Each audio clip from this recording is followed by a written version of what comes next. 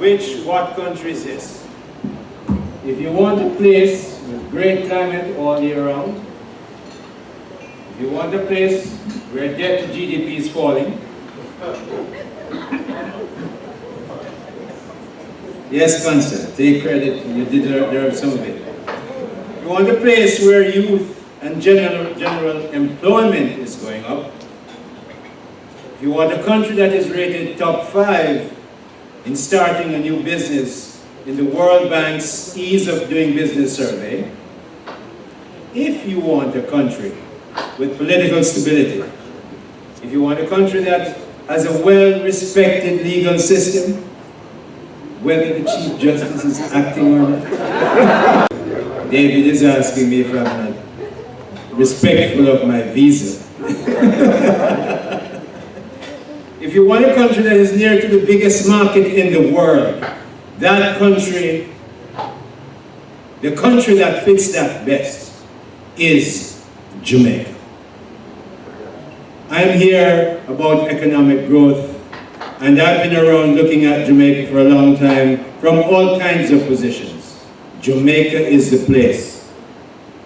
Recently I had to speak in Trinidad and the Bahamas on our Economic Growth Council and how we have managed through this stuff. Believe me, they are looking at us, even Trinidad. So you look at Jamaica, what's happening to our debt to GDP ratio? You see where it's going? Well, frankly, I am still envious of Trinidad and Tobago's and the Bahamas' debt to GDP ratio. They're lower than ours, but look at the direction theirs is going. And I said when I spoke to the Chartered Accountants, the Institute of Chartered Accountants in Trinidad, I said, hurry up and move fast, because if you dig up, the money is going to go away and you will not be able to fix your situation. Same, somebody tell me, they've never taken my visa. Spoke to the Bahamas, the same issue they're having, but for a different reason. Trinidad's is oil and Bahamas is a different issue. Jamaica's inflation is low. I'm not going to, you can ask Constant what that means, except to say when you have low inflation, your money stretch farther, which is so important when we're talking about wages. So when we have inflation coming from where it was to where it is now and limbering well below 5%, or in the 5% vicinity, we are doing well as a country. Jamaica's annual GDP, I just give you this color thing because as I said, I spoke in Bahamas and Trinidad and Tobago. Jamaica is blue. We're above, we're obviously growing. Trinidad is in serious concerns over where they're going. They're the yellow line, they're below the zero line. They have a contracting economy. Bahamas is just tipping up to get over the contracting line, but they're not there yet. Jamaica, as Wayne and Constant showed you, are doing better than they are and better than most people think that we're doing in the Caribbean. We're leading the Caribbean. Our job growth is vibrant. Youth, we put on 43,000 jobs in a year or so, and that's a big jump also for youth employment. And I don't care, you're going to tell me that they're starting jobs. Hey man and woman, a job is a job. We want more people to start so they can step up. If you don't start, where are you going to step? You can't stay on the street and do things in your hand and step up the ladder. So we're pleased that growth is improving, and that's something that investors frankly like to see. Jamaica's business confidence is high. I mean, it's near the highest point was in 2016, and we're close to it still. Business confidence is very high. Investors, businessmen believe Jamaica is a place to do business, and believing that more and more, and I want to carry our message compared to the other ones I just showed you. Jamaica's net international reserve. Now I know Dr. Horton might have something to say about this, because we're well over target. And any banker in here will tell you, Portland and his friends, that anytime you have money that you're not using, it costs you big. But that's for Dr. Horton, before them say I'm into politics.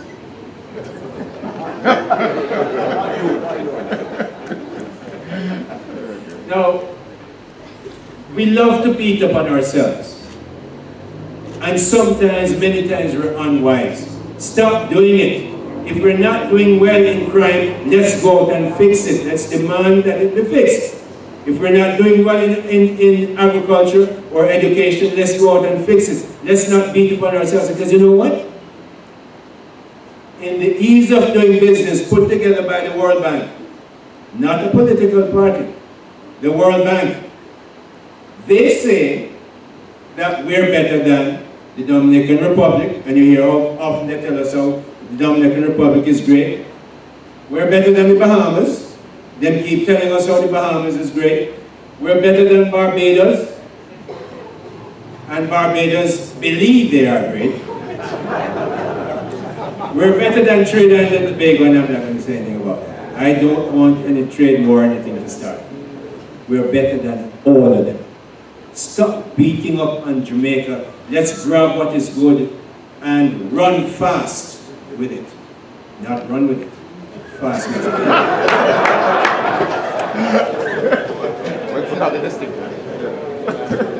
So as we look at where we stand in terms of how our economy is growing, we're being assessed as better than our neighbors, including in terms of how our growth is going and how the confidence and ease of doing business in the country is doing. So let's go to the Economic Growth Council. I'm not going to say that, like Shaggy, I wasn't there when this number came up. It's mine now. 5 in 4 is ours. Okay? No ducking it. The Economic Growth Council is to facilitate, become an advocate for, and work with other government bodies to enable the private sector businesses to become the implementers of growth. It is private sector. Let me tell you something. The MBA here I get from that place, that's the maker of capitalism. I'm unapologetic. I am a capitalist. I believe in capitalism. And therefore I believe it is businesses that must do economic growth, not government. Look around in the region and see when governments start thinking they can do economic growth, where you end up. I won't even say we've been there. Because I'm a gentleman, see. We're not into that. But look at what we're looking at. Just this evening. Courtney, my colleague, and you behave yourself. One of the things I want to point out to you, and this is very important, the Economic Growth Council does not do economic growth. Let's get rid of that out of our mind. That's not what we do. We do what I said up there. We facilitate, we advocate, we enable where we can, and we work with businesses to make sure it happens. I'm going to show you some more about that a little bit in a while. So, when I was asked to chair the Economic Growth Council for the then leader of the opposition, now Prime Minister Holness, I developed a growth triangle. Why do I look at growth? Let me tell you something. Crime, education, inequality in wealth, nothing is going to change unless you get sustained economic growth that applies not only to 5 big businesses, but across the country. Okay? If you don't have economic growth, you show me one country that has done well, that has not had sustained economic growth. Name Finland, name Singapore, name Qatar, name the United States, name anyone you want that is good, that has not had good economic growth. And you can't do it. Because economic growth is the key. Funny thing is, for 40, 50 years, we never talked about economic growth. We borrow money, we spend it, we waste it, but we never talked about economic growth. In 4 years since 2013, we talked about fiscal consolidation. One of the things the Economic Growth Council did when Mike took over was change the conversation from fiscal consolidation, which was necessary and which we do in government. We don't talk about it, we just do it. But you have to make sure the country changes its mindset to economic growth. Everything you do, everything the money the government spends, you should ask, how is that helping growth? Including all the spending that Constance spoke about earlier. So why did I do this? Because if you don't have water in the economy, you can't grow. You can't get your approval for development downtown to do a 60-story building, which we have to have. We must get there if we're going to grow, starting with 25 or 30. But you can't go that far up unless you have water. You have to have water that people drink up there, use in the bathroom, and sewage arrangement to take it away and not dump it in the sea. The sea is a big part of our assets, so we can't mess it up. Water is key. So for some reason, and I did this before I was appointed, long before I was appointed, as chairman of National Water Commission, National Irrigation Commission, very serious about it. Housing. Both water and housing, when you expand, you get money into ordinary people's hands. And housing I'm using there as a proxy for construction. Many people get work when you have the roads being built at Barbican, or big buildings being built, or housing complex being done, and water mains going in. So housing and water are important to make sure we deal with some of that inequality in our society. Energy is key. We have to make sure we develop our energy situation. And in fact, so much do I believe in renewable energy and water that I believe, personally now, that the law should be changed. That if you're going to build anything bigger than 4 square foot, you must have renewable water on it and renewable energy. So, by law. So that when Courtney or can't call that other name. This is VM, Wealth Management. When VM Wealth Management is going to give you a mortgage, they cannot approve the mortgage unless you have renewable water and renewable energy on it. And they must finance the whole thing in the mortgage. Because the problem is, when a young person starts their first house, when they're going to get 1.3 million to put on the mortgage, to put on the house. No, it must be the 25-year-old mortgage that they can manage. So the law has to be changed. But that also will help growth being done. But right now, we need to get housing, energy, and water going. Water, sorry. So what did I do? We have the three, you can't see very much in the middle there, but we have energy, we have housing in the middle. On the left-hand side, we have agriculture. And on the right-hand side, we have efficiency in government. There's a reason I put them there. I know the graph that Constance showed you about what happens when with the line and the chart, the orange chart. No problem with the orange.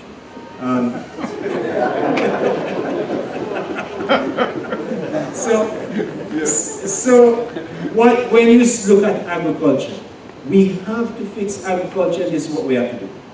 To get rid of the fact that when rain comes too much, you have a problem.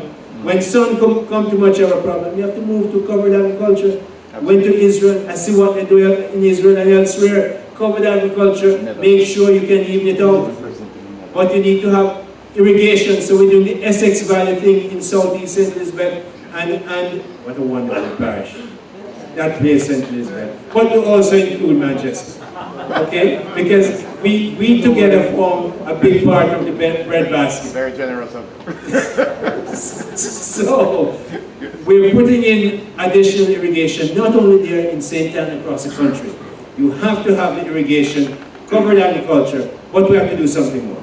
Businessmen, all over here who have hold for money, and everywhere we're going to talk about it. I spoke to some investors from the Middle East today, and I spoke about it. There is a great opportunity in agriculture, agro-processing, and storage. We import maybe $850 million US dollars a year ago for food. Take out 30% of that for grains, for animals, and animals like us who eat rice and corn and all that stuff. 70% is a whole heap of money. It's a ready-made market. The hotels need stuff, but unless we store it and unless we produce it, that we can store it, we're not going to go anywhere. So we have to get investors. Stop looking overseas just for everything and importing stuff. Make sure you put in the storage facility and the agro-processing. There's a ready-made market in Jamaica. You don't have to export it. The hotels will buy it from you. And people in the shops, in the supermarket will buy it. So we're making sure we get land to people who will farm it, and then make sure we get investors to do agro-processing. In the government efficiency part, we know about that. We have to fix a number of things. How you get your permits. What you do when you want your pension fund money to be invested in the country. That has to be changed. Lots of things to be changed. We'll talk about that as you ask the question. But I want to tell you the dichotomy of growth, as I have analyzed it. We have the enablers. The enablers are on the left-hand side. It's those of us in government. Right at the top there, I have the Economic Growth Council. We will coordinate, we will help, but we have a whole heap, and that's just a short list. We just put up a short list. There's a whole list of about 25. We have far too many enablers. Some of them should be merged. But you have the OUR, you have the National Contracts Commission, you have NEPA, you have Jamaica Customs, all enablers. National Water Commission, National Irrigation Commission. They might give out contracts, but they don't do growth. We enable growth. And we know in Jamaica and in the government must come to the realization that we're enablers. We must stop being blockers. The main thing when you have some power in Jamaica is you block people. For God's sake, we can't get growth that way. We must change our mindset. The enablers must become enablers. And hold the Economic Growth Council to it. And we don't care as you tell it. Take us on. Because unless we take on each other, we can't get better. We have been nice to each other where we get. Poverty and no growth. So let's go to the right-hand side, where the people that have the money. PSOJ, Jamaica Manufacturers Association, Jamaica, yes, I see Mrs. Mack over there. She left Beacon John PSOJ, so she understands how government and private sector work. Good to see you. You guys have the money. Invest it in agriculture. You have mangoes that you can process. You have all kinds of things you can process that we're not doing. Jamaica Exporters Association. Let them get more money to build exports. Jamaica Chamber of Commerce. All those entrepreneurs, all of them are the enablers, not the government. Sorry, those are the implementers, not the government who are enablers. We need to move to that and move to it fast, like I'm moving right now. So we move on. Won't bother too much with the budget, except to say that $4 billion more has gone on to education. $18 billion on national security. 23% as Constant told you. Big increase as well in health. Not as big as education, but big. $104 billion going to education. Most of that is for salaries. I'm just saying, okay? We know the $32 billion drop in the budget. I want to indicate that this is also part of a philosophical position where we believe that a more efficient government can be smaller, okay? But it doesn't mean that you have to keep spending money to do good. You can use your money more wisely to do better. It has fallen by $89 billion. Debt is coming down.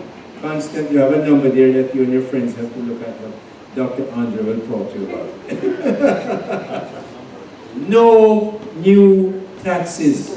Imagine that. And this is not a political speech. Now, why are you laughing? Why are you laughing? They're going to tell you I went to business school and didn't do politics. No, and look at the pay. They tell us to pay why 1.5 couldn't work. The 1.5 million couldn't work. Except to all the people who got it. They love it. So only can stay here. And all I want to get into, because it had to go to everybody, Constant and his group from IMF said everybody has to get it, so everybody got it. Okay? And believe me, those who needed it most love it. Budget highlights, I'm not going to deal with this. This will come up later on, but there are two 13 billion numbers up here. Today is the 13th. $13 billion in additional tax collection. $13 billion in social spending. Constant had 10.4. I know it's 13 billion. Okay, so we have a little difference there. Just in case you bring it up later on, I just tell you already. Allocation of the Minister of National Security, we know about that. Won't take you much through this because we have all that. One last thing I want to tell you. The last thing I'm going to tell you is borrowing requirement is 103.2 billion, represents a 48.4% decrease. See how much less money we're borrowing. That's very important for economic growth, because then we don't have to use taxes to pay back that debt. Won't bother with OPM, we're going to help a lot of youth. We know all that. But, and this really is the last one, Jamaica is the investment destination in the Caribbean. Tell all your friends that. We have good and improving economic indicators. Easy place to start a business.